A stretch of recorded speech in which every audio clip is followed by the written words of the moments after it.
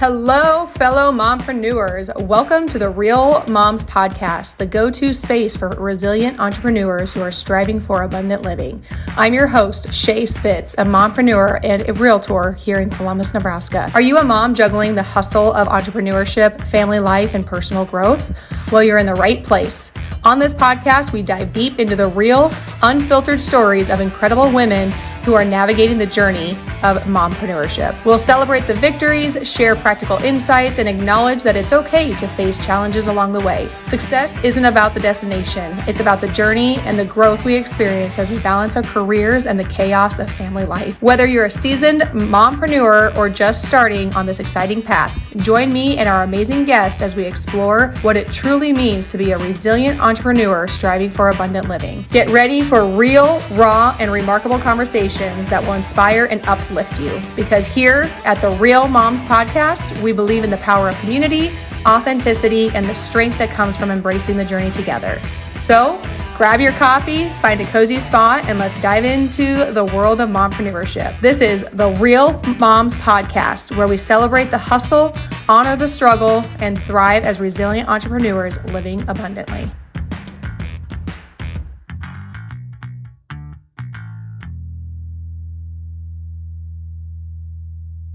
Today, we have Stephanie, who lives in and loves Fort Lauderdale. She has tapped into the luxury market quite quickly and brings tons of neighborhood knowledge to her clients.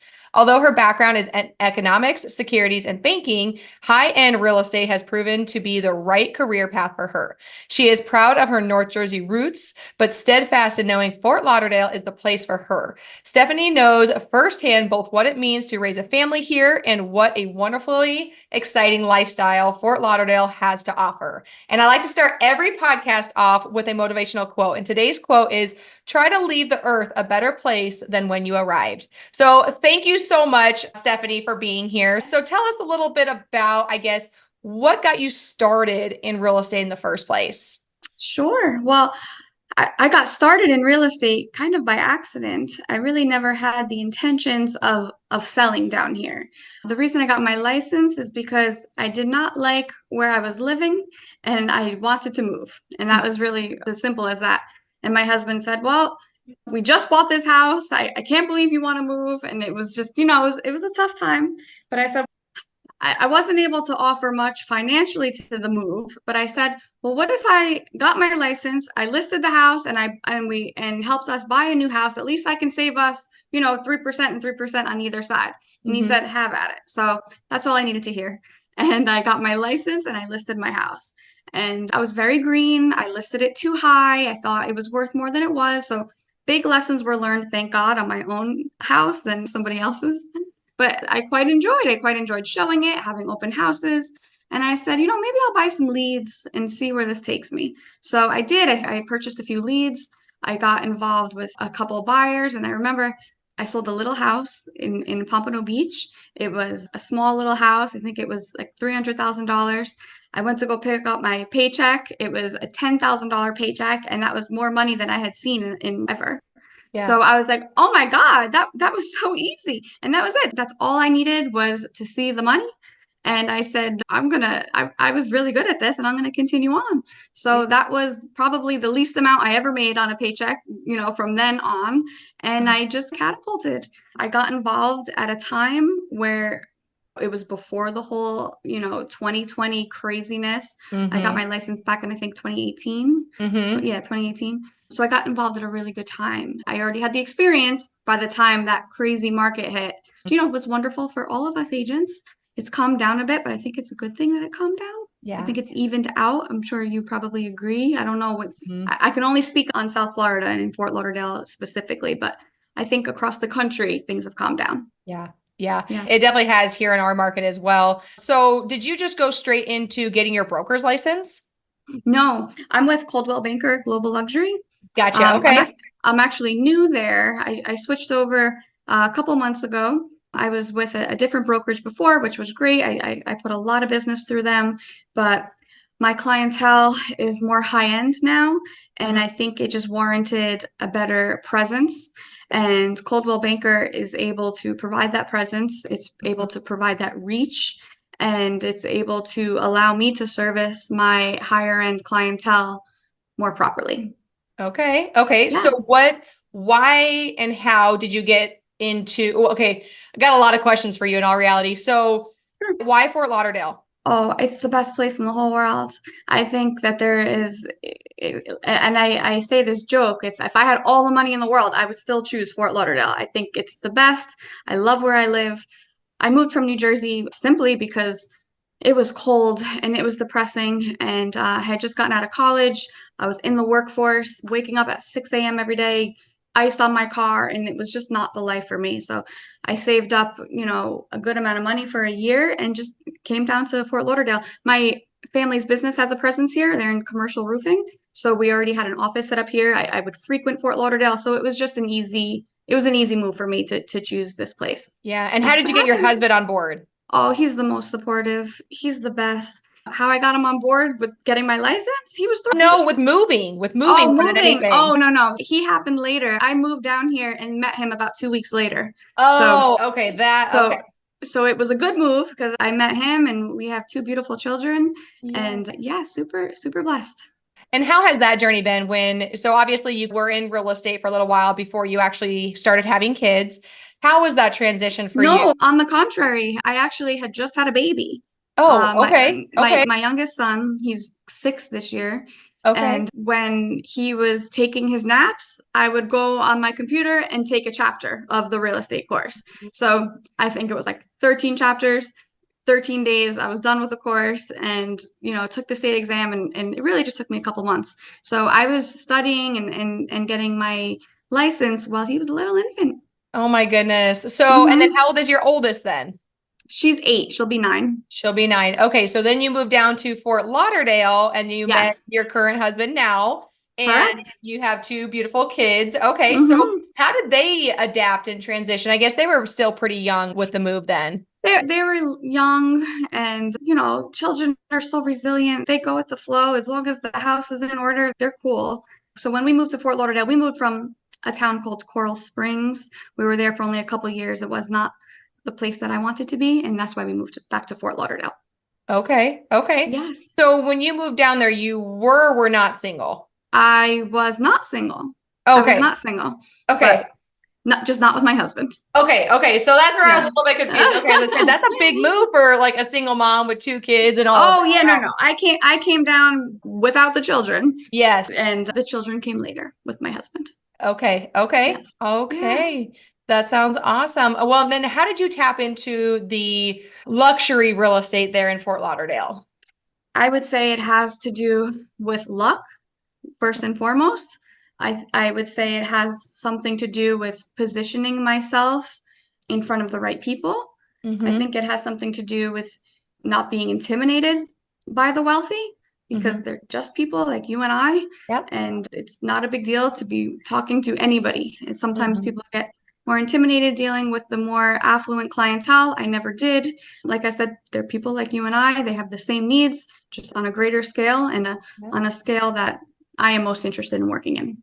Yeah. Did you have to like turn down some listings that maybe you were maybe not interested in because it wasn't fitting where your business was going?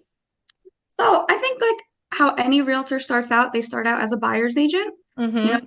have access to buyers a lot easier than you would have access to listings. Yep. And that's how it was for me for the first few years. So I didn't really turn down much. We don't have very inexpensive real estate here to begin with. Mm-hmm. I told the story of that first listing or that first sale that I had of being a $300,000 little house that we don't even have those properties down here anymore. In Fort Lauderdale, you'll be hard pressed to find really anything under $1 million. So Wow. it's the market, it's the Yeah. market here in East Fort Lauderdale. If there was ever something brought before me that it wasn't, for me to handle, I would have referred it off or Mm-hmm. referred it out. Mm-hmm. So Yeah. have you ever had to bring your kids with you to an appointment or to an open house or anything like that? Oh, I sure have. Absolutely. I've only done it with people that I know and trust, of Yes. course. I would have never done that, with some random person I was just meeting. Yes. But with buyers or sellers that when we're working together, oftentimes we become friends when long after the transaction is completed. And I can attest that to the wonderful people that I work with. I work with some really cool people. I've been very fortunate. Of course, I've dealt with some, not so lovely people, but for the most part, I've been really lucky. Oh yeah, I always tell if I had to bring my son or bring my daughter, I always tell them, listen, it's all up to you. You're coming, you're selling this house. I have cute videos of them walking through homes and pretending to be the listing agent, and it's very sweet. Yes, that's exactly how I am with my kids too. My kids, and I always, like you said, I mean, one, I always ask, I let them know like, hey, are you okay with me bringing my kids? Because if I don't, then I'm not going to be able to show you the home or come to Sure. that listing Yeah, appointment. we got to be flexible. We got to be able Yeah. to move. Mm-hmm. Mom's got to move. Yeah. We Yeah. have to be able to pivot quickly Yeah. and not be so stringent in our ways because you never know what's going to happen. Mm-hmm. I know. And Somebody's I'll getting never, sick and all kinds of yeah. things. Yeah. Yeah. And I think when you have that relationship with your clients, they totally understand. And when you put those boundaries Oh, out there, they tend to respect you so much more, is what I yeah, have I would found. agree. Yeah, I would totally agree. We're not just realtors. We Mm-hmm. have 100 other hats that we wear.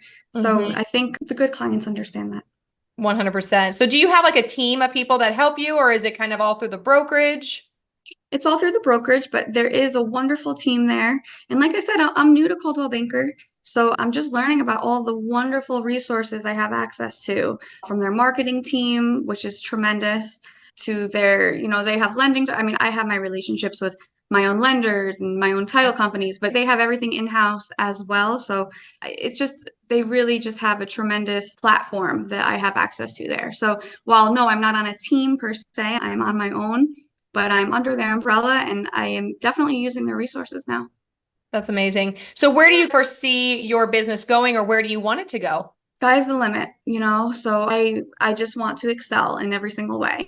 If my production is X this year, I just want to keep going up. I don't want to ever stop until I've made enough money where I don't need to work anymore. Yeah. But I really enjoy what I do. I think it's the best job in the world. I think it could be super easy and simple, whether you're a mom or not. And I tell people all the time where I drop my kids off at school at 9 o'clock or 8 o'clock rather, and that's it. I'm realtor. But come Mm-hmm. 3, I pick up the kids and they're mine. And I'm very fortunate to have a husband who is, he's a small business owner himself. So he has the freedoms to be able to help me when I have to work. I have a mother and a mother-in-law that live nearby. My father, we have all 4 grandparents here. So Oh, we are wow. very, very lucky to have a support system because I think the real flex, if you will, is to live near the grandparents. I Yeah. think that is the ticket to, because it does take a village. I'm sure, I don't know how old your children are. They are 9, 7, and 4. Okay, so you have Yeah. 3. I know. Yes. I would love a third child. I go back and forth with it all the time. I Yeah. just never know. I wish somebody would just tell me what to do. Isn't that the truth? Just like with anything in life, not even just in I family, but know. like business and everything. Just tell me what to do. Just tell me what to do. I'll I listen. think, Just, yeah, you know. yeah. I think as women, we get so overloaded with all the decisions we have to make. So those kinds of things, just tell me, like, and just, Hmm. we'll just do it. It's true. Yes. So you said your husband is a small business owner. Tell me, what does he do then? Yeah, so he's in auto transport and logistics. So he moves vehicles, heavy haul equipment Oh, all over the country. And he works with a great company called Right Way Transport. okay. He's got a great team and he has, found a lot of success with this company. Yeah. And we're super grateful. We're super grateful for it. That's amazing. That's Yeah. amazing. What sort of challenges have you seen? Well, one in your business, but also with him having his own business as well, because obviously with entrepreneurship comes a lot of challenges too. You know what? It's like with everything, it's all about what you put into it. And it's as simple as that. You put in the work and you wake up earlier or you go to bed later, or if you put in the work, good things will come out. And it's as simple as that. There is no magic recipe to success. It's all about hard work and dedication and seeing things through and doing an excellent, excellent job by Hmm. your customer. It's a lot. You had mentioned before, I was in banking. Both my husband and I were both in banking, and they drilled in customer Yeah. service. Customers, it was paramount. And I Yeah. think him and I both take that with us in, our new industries in servicing our clients and being the best for them, whatever that means. Because everybody's Hmm. different. Yeah. Yeah. I really like how you said that there's no key to success. I mean, it's all about hard work. It's getting up Hmm. early, going to bed late. And I think a lot of times we get confused on what's the right thing to do. And that's in every industry as well, is like, am I doing the right thing? Am I just spinning my meals or spinning Hmm. my wheels? What does that look like? So, Yeah. but yeah, there's not a magic key, and you're always going to have those lulls, the ups and downs. Yeah, You're you gonna just got to have, ride them out. You have to yeah. ride them out and just put your best foot forward. And I think a positive attitude is tremendous. I never think of things negatively because there's just no point. And I truly believe that your attitude does wonders, and it's always worked for me. Mhm. And I think that the mindset, you need a good mindset about anything. You need to really believe you're going to do well. And I Mhm. always have. I think since I was a little girl, I always knew I was going to do well. And that's it. I'm never going to settle. Yeah, I can tell that you definitely even just like talk with confidence. You Oh, well, talk thank with you. gratitude, and Mhm. you seem to really know your value, which I think your clients can attest to that, or, I it's hope great so. for them too. Yeah, yeah, I hope so. Especially with this change that we're having now with the NAR, the talks of what it's going to mean to be a buyer's agent and what's going to happen to our commissions. And I think Hmm. a lot of people are fearful, but I don't think there's anything to fear. I think Hmm. that knowing the value that you bring to a transaction, knowing Hmm. what you know, are you in real estate? Oh yeah, yes, yep. Yeah, I'm a yeah, real okay. estate agent. I've actually got my license in 2018 as well. Oh, okay, cool. All Yes. right. So same. So Yeah. like we're not just showing houses and doing an ad lib and a contract. That's not what we're doing here. We wear so many hats from meeting that person and to the end of the closing, and at the closing table. So there's so much that goes into that transaction, and there is a value to that.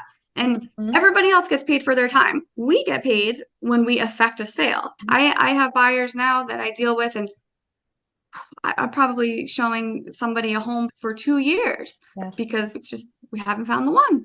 And it's like I'm not getting paid until we sell something here. Yeah. So I think that when it comes down to what's going to happen with the new laws, I think that the good agents, the great agents are going to do fine. I think it's going to weed out the people who are half-assing it. And I Hmm. think that's great for the people who are going to stay in the game, more Hmm. buyers and sellers for us, Yeah. Yeah. you know? I have that same mentality on it. And it will be a little bit of a challenge. You're gonna lose some buyers because I get Yeah. it. I get it. Like they're used to not really, we don't need to get Mm-hmm. into that too deep, but it will be a little bit of a challenge. But I think with every challenge, there's growth. Mm-hmm. And you have to know your worth. You have to know your value because, like you said, everybody else gets paid for this. I've showed Yes. buyers for years. I can think of three specifically where I had showed them so many properties, but staying patient, staying consistent, and believing. I mean, you have some buyers who you can tell who are there just to look. Oh, You yes. pick up on that where You you do, have but it takes experience to know yeah. that in the beginning, and I'm sure you have the same experience. We had so many people that waste the time. Now I know I'm asking for that pre-approval. I'm asking for Hmm. that proof of funds very, very quickly because Yes. otherwise it's just a waste of time. And I used to be Yeah. one of those people. I remember my husband and I, before I got into real estate, I always loved real estate. I always loved going to homes. We'd go to open houses on the weekends. I'd be looking at houses, no intentions of buying, but I wanted to get in. And so I'm guilty of that myself. So Yeah. I'm very cognizant now of making sure nobody's wasting my time. Yes. I got two Yes. kids at home. I can't afford to waste time. Right? Yeah, you got Yeah. kids to spend time with. It's not even if they don't have activities, like you still Yeah. want to be a mother and you still want to tend to them and you still want Oh, to yes. be with them. And I think that's It's where true. my biggest challenge is because I'm like, okay, what else do I need to do? I feel like if I'm not doing something, I'm Hmm. not being productive, even I if I'm at know. home with the kids. So I think that's my biggest struggle is like, okay, well, I'm here with the kids. I picked them up early the other day at 4, and Hmm. usually it's 5:30. And I felt like we had all the time in the world. And I'm like, what do I do? But I need to get better about spending, like go home, be intentional, of course, but Yeah. Yeah. spending more time with the kids. But it is tough. It really is tough because I feel It like is. And your I've kids are been at that done. age similar to mine where they have homework, and my daughter goes to dance, and my son's into karate. So it's a lot of running around, Mhm. and it's a lot. But I think It really, really helps when you have a supportive husband. I think it is everything. I think it really, really helps when you have grandparents or whoever is helping with childcare. But for us to do it all on our own, that's only going to make for a miserable mother.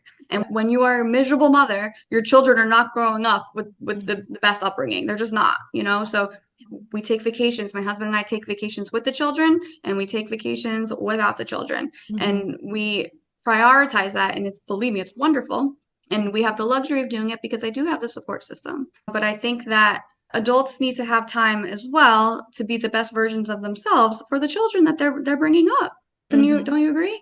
Absolutely. And I think nowadays people put such an emphasis on catering to their kids and making their kids the number one, Oh, where it's the thing. That's it it. is. Like it's It all about is. the kid. The kid. What do they want for dinner? Where do Yeah. they want to go on vacation? This is a whole new thing because this is Yeah. not how you and I grew up. It was Yeah. you get in line and this is what our family is doing and you're gonna love it, you Yeah. know? Yeah. Uh, And if you don't, then I guess you then don't. too bad. Yeah, whatever. And I think that's where kind of the problem lies is everybody puts their kids up on such high pedestals. Then Pedestals.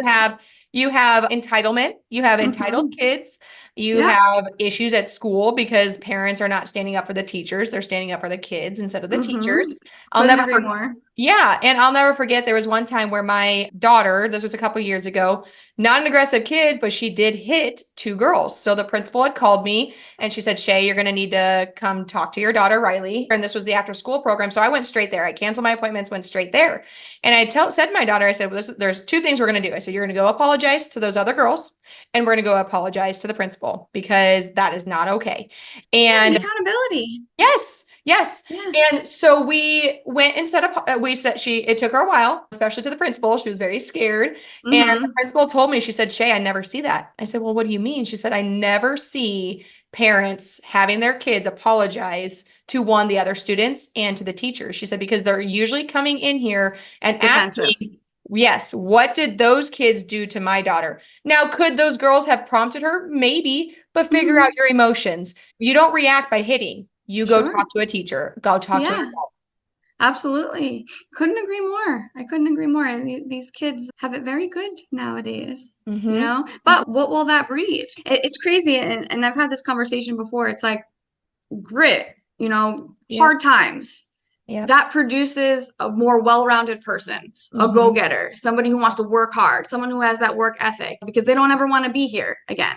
Mm-hmm. So grit produces that kind of person. But now Mm-hmm. that kind of person who's in a wonderful position, they have children and they don't want their children to go through those hard times. So they spoil them and they give them the best of everything. But what kind of child does that produce? It produces like a spoiled person, you know? So Mm-hmm. it's like this crazy cycle Yeah. and there just needs to be a balance. There Yeah. just needs I've to be a heard balance. hard times create tough people. Tough times. Gosh, I'd have to look up the quote, but I know exactly what you're talking about. And okay. that's essentially Yeah. what I'm trying to say. But Yeah. how do you teach grit? Mm-hmm. You Yeah. don't. You can't. Yeah. That's an experience. And it's also an experience I don't want my kids to I experience. know. I want my kids to have to go through hardships, you I know? know. But perhaps they are essential.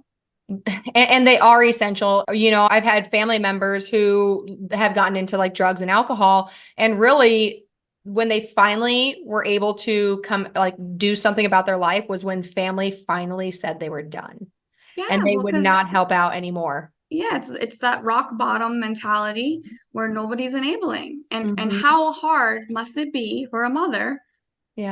to not help their child when they're sick and struggling like that. But at Yeah. the end of the day, you got to come to terms with what helping really looks like, you And know, letting them figure it out. One thing that and we letting them we figure talk it out. about, Yeah.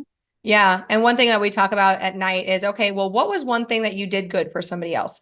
What was something that you were grateful for, Tay? And then also, what was something that challenged you? You know, so we do Mhm. talk about that now.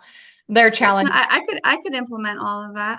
Yeah, well, it's nice because you start getting them to think on gratitude. You start getting them Hmm. to think, okay, what can I do for something kind Yeah. for somebody today? And then the challenging part, it's interesting because their challenges are so minor, But you they're know? everything to Yeah, them. yeah, you know, Their and little it's, problems are their whole world. That's all yeah, they can see. yeah, Yeah, yeah, that's all they can see. And I think those conversations are best at night. I mean, I think I have the best conversations with my kids yes. when I tuck them in and we've said our prayers and we always talk about what do you want to pray for? And Yeah. I find out a lot about my kids and what they're thinking when I ask what they want to pray for. And we say our prayers at night, and we also say a prayer in the morning on the way into school. They love it. It's like a new thing that we do. And Okay. like, I'll What prayer is it? just, to whatever's going on. Like today on the way into school, my daughter Stella had a science test today.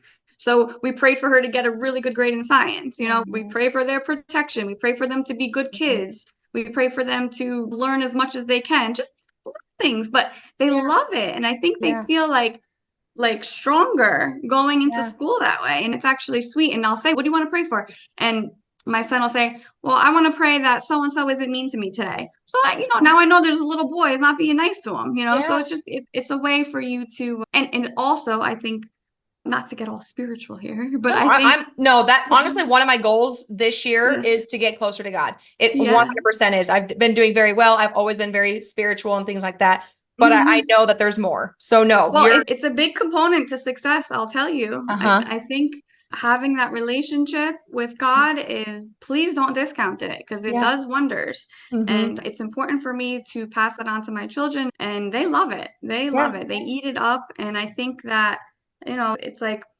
I heard one time, the things we say to our children and the practices we put into place will become their inner voice one day. And so that's something that always stayed with me, because I want their inner voice to be a good one.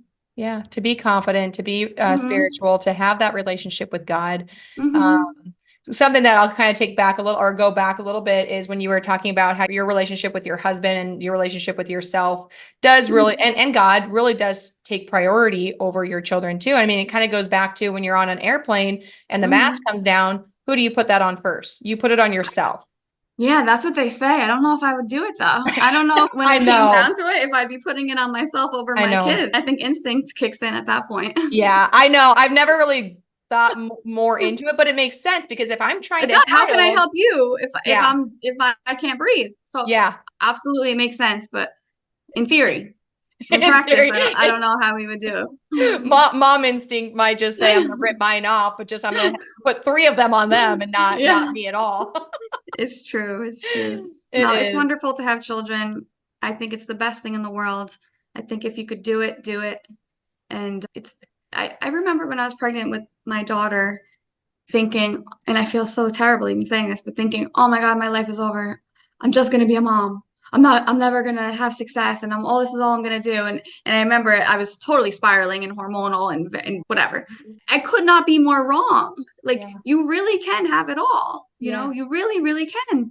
And I'm so happy to say I was wrong, because I do feel like I have it all. I have these wonderful children. I have this wonderful career, wonderful family. So I think everything could totally work out, like I said, if you put in the work.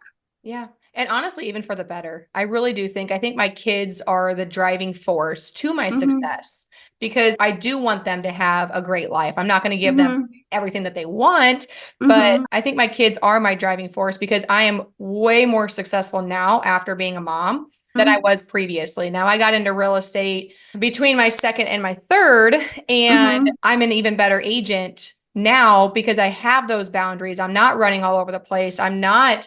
Your time is even more precious, and it's more valuable. And it goes into choosing the people that you work with. You don't want to be dealing with draining people who are going to make you upset when you come home. And then now you got to bring that onto your family. It's not worth it. Yeah. And for me, I want to work with the higher end clients, because I want to make my counters count. I want it to be worth my while. If I'm away from my kids, I don't want to be away from them for something small. I want to be away from them for something big. Something's going to be worth my while. Yeah, I know. I think I'm so envious of you in Florida. I would move down. I would down to love Florida. to move. You know a realtor now. I do. And actually, Fort Lauderdale, I don't know why. I know I've met a few other people down in Fort Lauderdale, and I've been there before, but I cannot remember why or where necessarily. 10X Growth are they there? Grant Cardone? Oh yeah. Okay. He's a big name around everywhere. Well, he is, but I think his headquarters is in Fort Lauderdale. It could be. Okay. I've never really gone to any of his seminars, but I hear people like him. Yeah, no, I've been there. I think it was Fort Lauderdale, if I remember. Maybe it's not. I don't know, but that's just what pops into my head. But yeah, very high end luxury lifestyle down there. It is. It's a beautiful city. I always like to say that it's a perfect mix between Miami, which is super metropolis, super, it's a whole scene. And then we have Palm Beach, which is, very uber affluent, but it's maybe more laid back and maybe a little stuffy, Yeah. And so Yep. Fort Lauderdale is just like a perfect marriage of the both of them. And we have such beautiful water here. We're the Venice of America. That's what Fort Lauderdale is known for. We're the yachting capital of the world. So Yeah. we have a lot of really cool features here. Yeah. No, I can't get my husband to move. He's born and raised. We're both born and raised in Nebraska, never left. You I can absolutely, visit. if I visit, I might just be staying there. But no, I would love to come visit because I love Florida. Florida many times. Actually, my kids just told me yesterday they've been on one airplane and it was down to Florida. And I asked them, if you guys want to go on a vacation, where would you want to go? I'm thinking like Paris, Rome, London. And they're like, how about Florida? I'm like, well, I mean, Well, that's an easy one. like absolutely. But if we were going to like go big, where do you guys want to go? But no, they do love Florida. They've been there once. So, but no, I think it's a beautiful place as well. And I would love to get to move, but So what's Nebraska like? a cornfield. Mhm. I've never been.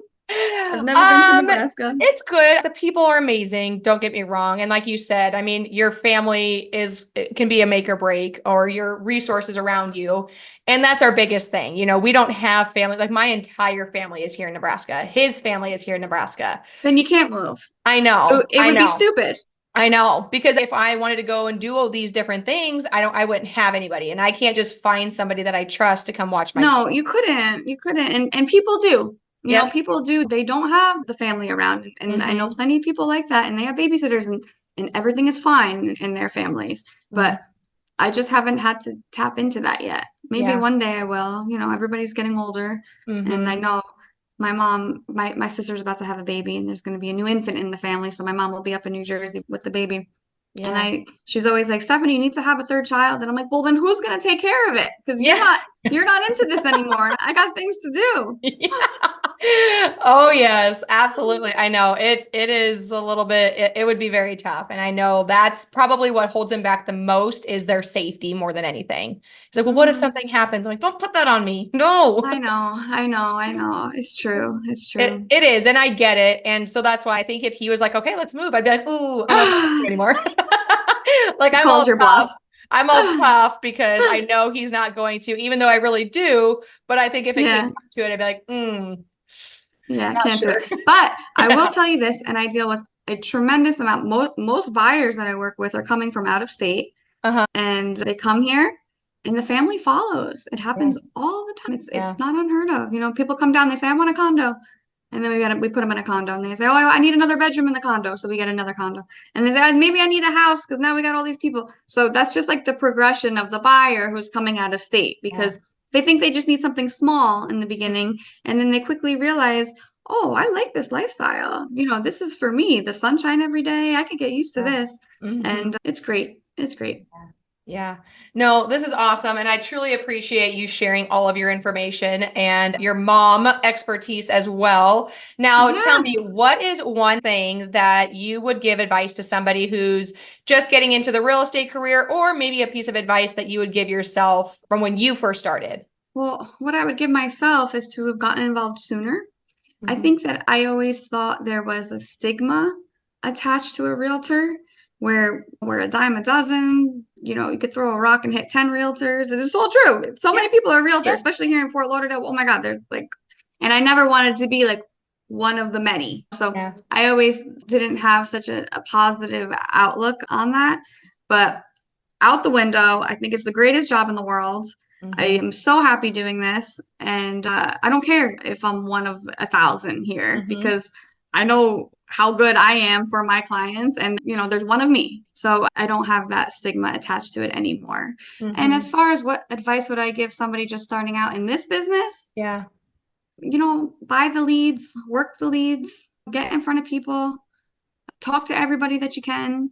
Maybe hook up with a good team at first, but Mhm. don't be afraid to go on your own. Learn as much as you can. I learned everything on my own. I never had a broker that helped me. So I was very like self-sufficient, I guess, Yeah. because I didn't like asking for help and I like to so what I would do, and I don't know how it works in Nebraska, but I would always talk to the title companies if I had questions about the contract because they knew best. Yep. They were the ones dealing with contracts all the time. Yeah. So I learned so much from the title company I was dealing with at the time. But yeah, ask a lot of questions. Yeah. And don't be scared and don't be intimidated by Yeah. people. They're just people. Yeah. They're people like you and I. Yep. Yep. So that would be it. 100%. That'd be my advice. I love that. I love that. Well, thank you so much for being on my podcast and thanks for having sharing me. your information. Yes. Well, I can't wait to look at your other stuff now. Yeah, please do. Please do. And if I'm ever heading down to Fort Lauderdale, I will definitely reach out to you and you can show me around because I do love Florida. So call me up, Shay. I'm here. I will. Awesome. Well, thank you so much, Stephanie, and you have a wonderful day. Thank you. Hello, fellow mompreneurs. Welcome to the Real Moms Podcast, the go-to space for resilient entrepreneurs who are striving for abundant living. I'm your host, Shay Spitz, a mompreneur and a realtor here in Columbus, Nebraska. Are you a mom juggling the hustle of entrepreneurship, family life, and personal growth? Well, you're in the right place. On this podcast, we dive deep into the real, unfiltered stories of incredible women who are navigating the journey of mompreneurship. We'll celebrate the victories, share practical insights, and acknowledge that it's okay to face challenges along the way. Success isn't about the destination. It's about the journey and the growth we experience as we balance our careers and the chaos of family life. Whether you're a seasoned mompreneur or just starting on this exciting path, join me and our amazing guests as we explore what it truly means to be a resilient entrepreneur striving for abundant living. Get ready for real, raw, and remarkable conversations that will inspire and uplift you. Because here at the Real Moms Podcast, we believe in the power of community, authenticity, and the strength that comes from embracing the journey together. So grab your coffee, find a cozy spot, and let's dive into the world of mompreneurship. This is the Real Moms Podcast, where we celebrate the hustle, honor the struggle, and thrive as resilient entrepreneurs living abundantly.